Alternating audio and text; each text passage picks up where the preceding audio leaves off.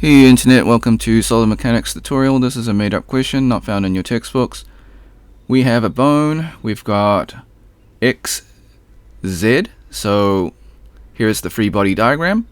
So this bone goes from X to Z and the midpoint is Y. A strain gauge is put in the middle here and at the Y section. And the normal stress from X to Z is 7.6 MPa. We've got two 2,400 newtons going in the opposite direction in tension. The cross section for Y is a ring shape or tube. Okay, and the outer diameter is 50 millimeters. We want to find the inner diameter for the midsection Y. Okay, so side note, some people call it loading, some people call it force. They mean the same thing. So the loading would be the 2,400 newtons, or force as you would call it.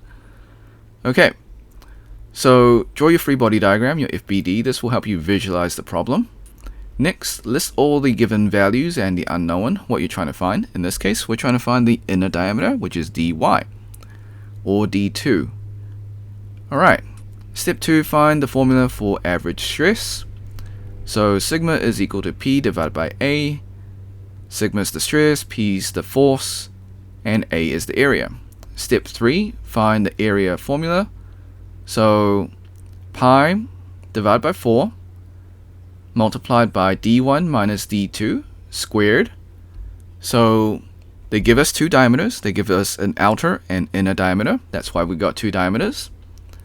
And d1 is going to be our outer diameter.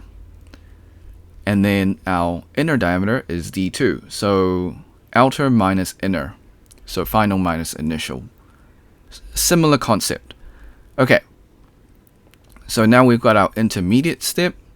So we expanded it out and then we made d2 the subject.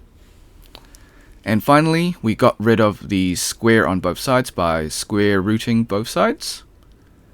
Alright, step 4. Now we can plug in the values into our graphic calculator and find the answer. Before we do that, we need to convert 7.6 MPa to newtons per millimeter squared.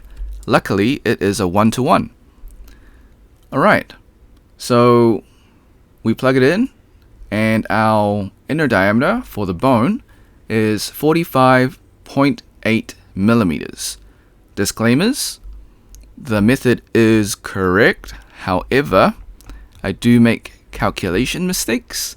I encourage you to solve it yourself and see if you get the same answer. Before we leave, I also want to highly recommend you save this video. If you don't know how, you can follow this steps. So just in case the channel gets taken down or the video gets taken down, you have like a backup. Okay, so use the snipping tool if you're familiar, cool. If not, follow the steps. If you're using a Mac, use your Mac equivalent. So you can find it in your taskbar, or you can search it via the Windows search. Click on the video option, click on new, left click, drag the rectangle, cover the YouTube screen. This is just an example.